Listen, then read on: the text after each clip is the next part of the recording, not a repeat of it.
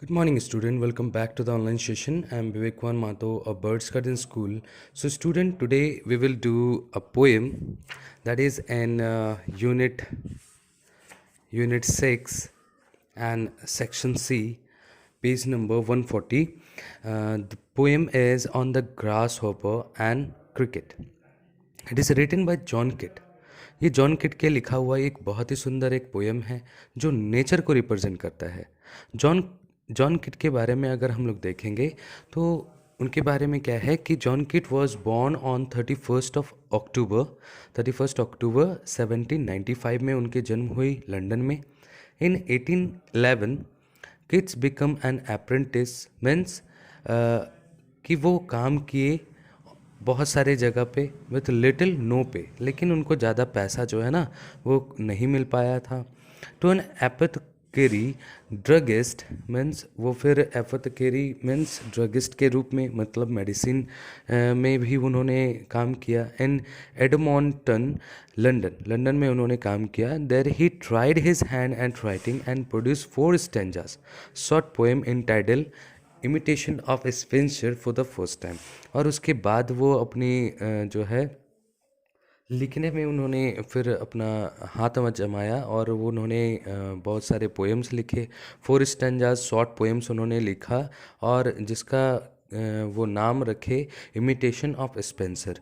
Imitation मतलब होता है कॉपी करना को इमिटेशन कहा जाता है। और स्पेंसर जो है एक बहुत ही अच्छे एक पोइट का नाम है, एडमंड स्पेंसर। तो उन्हीं के नाम पे ये वो पहला अपना वर्क वो लिखते हैं। His first volume of poem was published in March 1817। और पहला उनका पब्लिकेशन कब होता है? 1817 में। In September 1820 although his health has been declined for some time. उनका जो है ना हेल्थ बहुत ही ख़राब हो जाता है, डिक्लाइन हो जाता है कुछ समय के लिए। तो Keats left for Italy on an invitation from the poet Percy Bysshe Shelley. और उसके बाद उनको जो है इनविटेशन मिलता है एक पोइट से, पर्सी बायसी शेली, जो कि बहुत ही अच्छे एक पोइट हैं। तो उनके जो है ना उनके द्वारा एक इनविटेशन भेजा गया जॉन किट को। तो जॉन किट्स जो हैं वो फिर वहाँ पे चले जाते हैं। उसके बाद उनकी मृत्यु जो है ही died in Rome on February 23, 1821। और 23 फरवरी को उनका जो है निधन हो जाता है, डेथ हो जाता है इन 1821 एट द एज ऑफ 25। तो महज 25 साल की उम्र में ही उनका डेथ हो जाता है। The poem you are about to read is based on sound of music in nature. देखिए यहाँ पे जो हम लोग पोएम पढ़ रहे हैं, यहाँ पे जो पोएम हम लोग पढ़ेंगे ये एक्चुअली नेचर के म्यूज़िक के बारे में, साउंड के बारे में हम लोग पढ़ेंगे कि music is all around us. कि हम लोगों के यहाँ पे जितना भी इन्वायरमेंट है, इन्वायरमेंट में हम लोगों को कई सारे चीज़ों के बारे में जानकारी मिलती है, कई सारे चीज़ों की म्यूज़िक है। हर जानवरों की अपनी एक म्यूज़िक है, सभी लोग उसको झूमते हैं, गाते हैं। डू बी बर्ज और हम। और जैसे कि बी जो है ना वो क्या करती है, वो बर्ज करती है, भिन भिन की आवाज़ वो आती है। जैसे मच्छरें भी आप देखते होंगे रात में जब आप सोते हैं तो वो भी आवाज़ करती है अपना एक, मानो जैसे वो गीत गा रही हो। तो इसीलिए वो कहा गया है कि नेचर जो है ना हमेशा वो म्यूज़िक के साथ होती है। The poet will help you to understand how nature create music and that is different in different season. तो यहाँ पे नेचर जो है ना, यहाँ पे नेचर का कैसा साउंड जो है वो वेरी करता है हर एक सीज़न के साथ। ये हम लोगों को समझाने की कोशिश कर रहे हैं poet. And yet every form has a beauty of its own. और वो ये कहते हैं कि सब चीज़ का अलग अपना एक ब्यूटी है, अलग अपना एक सुंदरता है। So let's start the very first stanza. हम लोग सबसे पहला स्टांजा हम लोग करेंगे। So listen it carefully. The poetry of earth is never dead. When all the birds are faint with hot sun and hide in cooling trees, a voice will run from haze to haze about the new morn mid.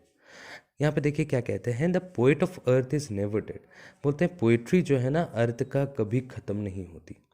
Poetry अर्थ की कभी ख़त्म नहीं होती। When all birds, मानो अगर सारे birds जो हैं वो थक गए हों, फेंट हो गए हों, वो कड़कती धूप के वजह से, मीन्स यहाँ पे ये स्टांजा जो है ये समर को इंडिकेट कर रहा है। मान लीजिए अगर धूप के वजह से सारे बर्ड्स जो हैं वो छुप गए हों, वो टायर्ड हो गए हों, थक गए हों, and hide in cooling trees, और वो अपने आप को छुपा लिए हों कोई कूलिंग ट्रीज के पास, छाँव के पास वो छुपे हुए हो, अ वॉइस विल रन, तभी उस समय में भी, उस तपती धूप में भी कुछ आवाज़ जो है ना वो निकलती है। वो आवाज़ किसकी होती है? जो आवाज़ जो है from hedge to hedge about the new मॉर्न मिड, वो हर एक कोने से वो आवाज़ जो है वो आती है, चाहे वो कटी हुई कोई जो है ना कटी हुई खेत हो उसके पास से भी वो आती है। That is the grass hopper. तो वो आवाज़ किसकी होती है? वो ग्रास होपर की होती है। He takes the lead in summer luxury, और वो क्या करता है, वो इतने गर्मी में भी वो आगे आता है और उस समर को वेलकम करता है, उस समर सीजन को वेलकम करता है। He has never done with its delight, और वो कभी भी नहीं थकता, वो निरंतर उन धूप में भी वो अपने गानों को वो गाता रहता है जॉयफुली, बहुत ही हंसी खुशी वो मज़े से वो गाना गाता है। For when tired out with fun, और जब वो थक जाता है बहुत ज़्यादा, he rest at ease beneath some pleasant weed, तो वो फिर क्या करता है, वो अंडर समथिंग, वो किसी जो है ना वीड के पास, वीड मतलब होता है घास, ठीक है, तो वो घासों के बीच में वो फिर अपने आप को आराम दिलवाता है। तो ये स्टैंजा जो है ये बताया रहा है that how grasshopper sing in summer. फिर नेक्स्ट हम लोग जो पैरा पढ़ेंगे ये किसके बारे में बताएगा? ये विंटर सीजन के बारे में, जो क्रिकेट उस समय गाना को आगे प्रोसीड करता है। तो चाहे वो कोई भी सीज़न हो, विंटर हो या समर हो, नेचर जो है वो कभी भी अपने म्यूज़िक को नहीं छोड़ता। वहीं नेक्स्ट स्टैंजा में देखिए क्या कहते हैं, the poetry of earth is ceasing never. The poetry of earth, poetry जो है ना, अर्थ की पोइट्री जो है, जो कविता है, अर्थ की म्यूज़िक है, वो कभी भी रुकती नहीं है, stopping never. On a loan winter evening, चाहे वो विंटर का इवनिंग हो, एकदम खाली विंटर का, लोन मीन्स लोनली, अलोन, तो वो अगर एकदम खाली समय हो, विंटर इवनिंग हो, when the frost has wrought a silence, और ठंड के वजह से सारे जगह पे पूरा फैला हुआ है शांति, फ्रॉम द स्टोव देयर स्रेज, तो तभी मानो जैसे कहीं स्टोव से, जहाँ हिट से वो आवाज़ जो है ना वो गूंज रही है।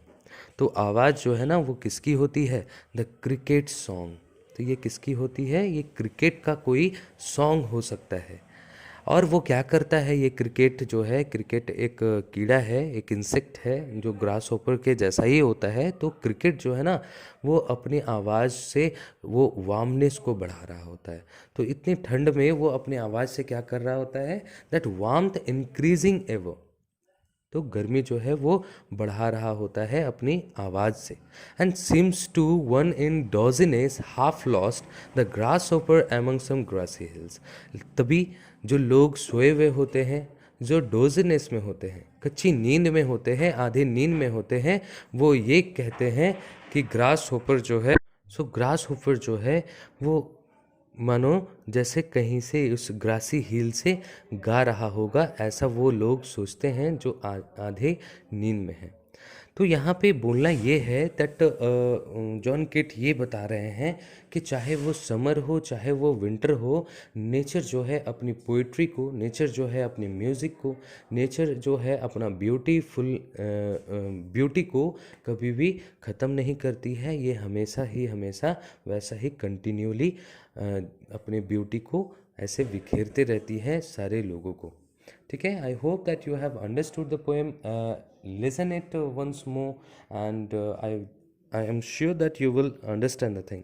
On the next class I am going to give you the question answer. Okay, so thank you.